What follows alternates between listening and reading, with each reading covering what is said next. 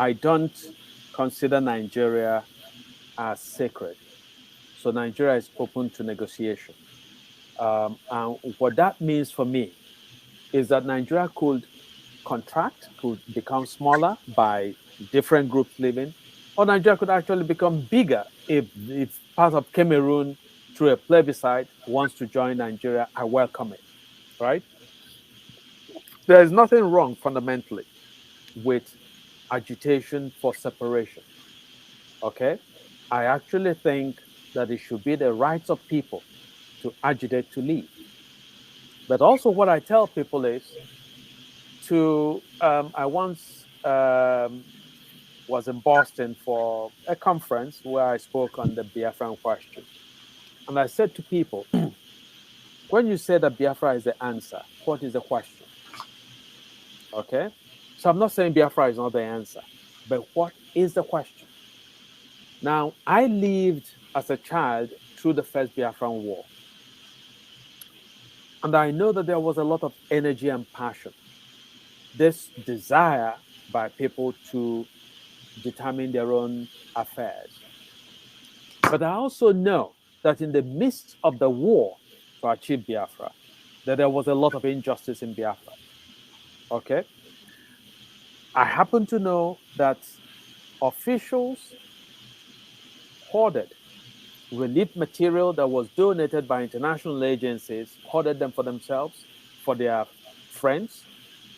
And you go to the market and see bags of rice and bags of beans marked not for sale, being sold in the market. It wasn't small-time traders who went and got it. It was government officials, Biafran government officials, who distributed these things to their fronts to sell for them, as their own people were suffering. So the idea that if we became Biafra, every problem will be solved is self-deception. So what I say to people is, if you want Biafra, that's fine with me, provided you understand that when you create Biafra, you have to struggle to achieve a fair, equitable, just country. If you think that once they say Biafra, or they say Anambra becomes a country, or Imo becomes a country, that, oh, all the problems will disappear. I want people to recognize that when they're saying that Nigeria is a zoo, when that statement is made, I say to people, I can accept that. Nigeria, as currently constituted, resembles a zoo.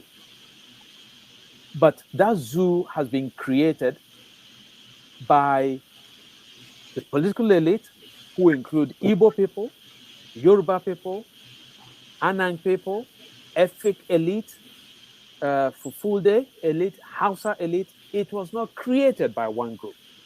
And when people say, try to assign virtue to themselves, okay, I say to them, you are engaging in self-delusion. The kidnapping that happens in the Southeast is done mostly by Igbo people. Okay? So suddenly, Igbo people have begun to do some of the things that we criticized in, say, Boko Haram. The kind of gruesome violence that we engage in. Okay? The decapitation of people.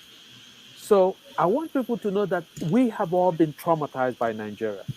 So one option is to fight collectively across ethnic, religious lines to recreate Nigeria. Or, and I'm willing to accept this, to separate into our different units, but with understanding that when you retire to your different enclave, you still have to struggle in order to create a country that will be meaningful for you. If you think that Biafra is just going to be all bliss, I have the Atlantic Ocean to sell you.